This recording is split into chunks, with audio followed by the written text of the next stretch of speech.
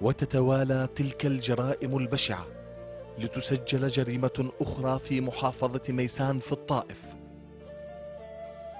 كان المنظر منظر يعني مشين، وليست يعني مسألة قتل بل تنكيل، والدماء تسيل وكأننا نحر إبل أو جمال. في ذاك الخميس حيث كانت المغدورة أم سعد الحارثي صائمة ساجدة لربها، ولتكون تلك ساعة الصفر لخادمتها لتنقض عليها وتضربها بالفأس على مؤخرة رأسها لتهشم عظم جمجمتها ولتسيل دماؤها الطاهرة في محرابها. الجريمة وين كانت يا طبعا داخل غرفة النوم، وهناك زاوية في غرفة النوم محراب خاص لها، وتصلي دائما منذ أن عرفتها، تصلي القيام وصلاة الضحى، وتصوم الاثنين والخميس من كل أسبوع بفضل الله عز وجل.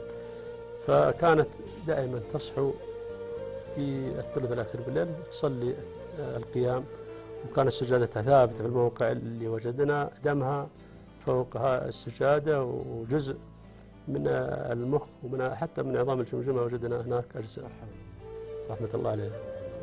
ضربة الفاس كانت على الرأس؟ كانت على مؤخرة الرأس المؤخرة أثناء السجود. وعندما يعود ابنها عبد الرحمن من عمله يكتشف الجريمة ويرى أمه في لحظات نزاعها. كعادته مع مفتاح للباب الرئيسي دخل فصدم بما رأى، ذلك المنظر الرهيب المزعج.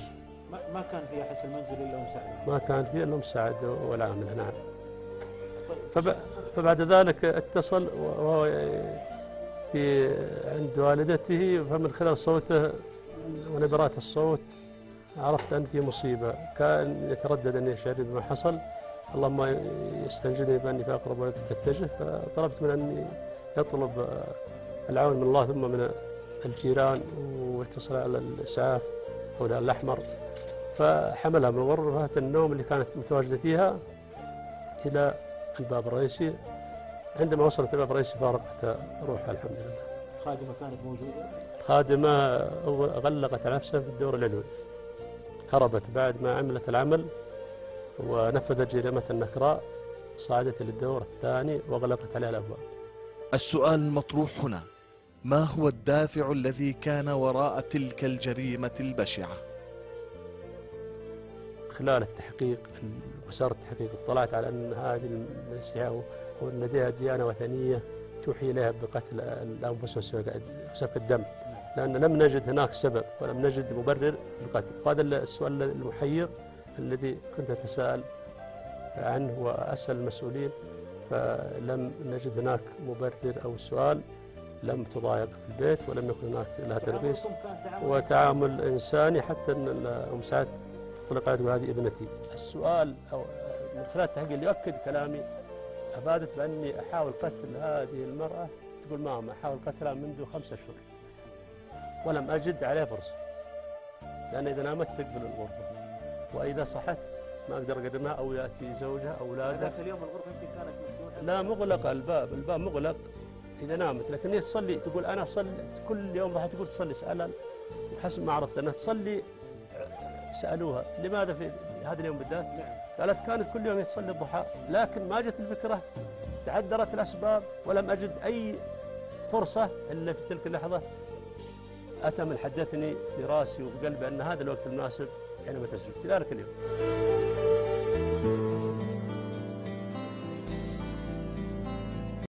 لم نلاحظ على أي سلوك يعني مخالف أو سلوك غير طبيعي، لم نلاحظ عليه أبدا. كانت قمة في عملها، في تعاونها في إنجاز مهام المنزل، لم نلاحظ عليها أي إشكالية، ولم تشتكي من أي مشكلة حصلت لها أو أتت منها. تعمل في المنزل طوال الأسبوع ولها مكان ترتاح فيه، وتنام مثل أم سعد في أي وقت، تصحى في أي وقت. أحيانا أصلا ما نصحيها في الصباح نهائيا، لأن أم سعد هي اللي تعد وجبة الإفطار لأبنائها وهي اللي تهتم بهم، ويذهبون المدرسة ونحن نذهب العمل، والعاملة نائمة في غرفتها وتستيقظ مع أم سعد متى ما شاءت. في نفس اليوم زوجتي عملت لي وجبة الإفطار في يوم الخميس وأنا ذاهب إلى عملي، فأفطرت. وبعد الإفطار لبست ملابس العمل، وعند خروجي أنت معلم أبو سعد، مشرف تربية. مشرف تربية، نعم. فما لاحظت أي شيء، وكذلك الزوجة لم تشعرني بأي إشكالية، ولم نلاحظ عليها سلوك يعني نشين قبل أبدا. لابنة تدرس في سنة تقريبا، فتسألها وتقول لك كيف أنت مرتاحة؟ تدرس طبعا في الجامعة في بلدها. لا بنتي تسألها، تقول لها كيف مع الوالدة، كيف التعامل؟ لأن نسمع عن قضايا الإثيوبيات حقيقة، مشاكل على وجه العموم. فكانت تسأل تقول أخشى أن يكون مضايقة وتنعكس على أخواني الصغار أو على أمي.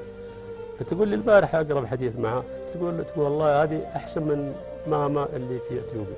ووجه السؤال إلى الجهات المختصة ممثلة في وزارة الداخلية وفي الجوازات في مكتب العمل، بأن يكون المواطن على بصيرة، أن يبصروه. أنا أستخدم العاملة لا أعلم عن خصائص عقيدتها. هناك دخلاء كالعمالة يدخلون داخل المنزل ثم نفاجأ بأنهم خلاف ما نتوقع، هم العدو الأول. فنجدهم عدو. ما من يتوقع أن هذه عايشة سنة وشهرين تأكل وتشرب وأمنينة، حتى الزوجة وكأنها ضارة لها عندما تشتري لها ملابس تعطيها، ما كأنها عاملة، كأنها شريكة حياة في البيت. سلطان الله يحفظه في 5 دقائق حينما نأتي ولا أخواننا يأتون بعصير بسكوت بهدية، والله لها قسم معين. أنا أحلف بالله بعد الصلاة قال أن لها قسم محدد ومعين. لماذا؟ علشان تعرف أن هذا الإسلام له محاسن، وهذه من طباعنا كمسلمين بالدرجة الأولى.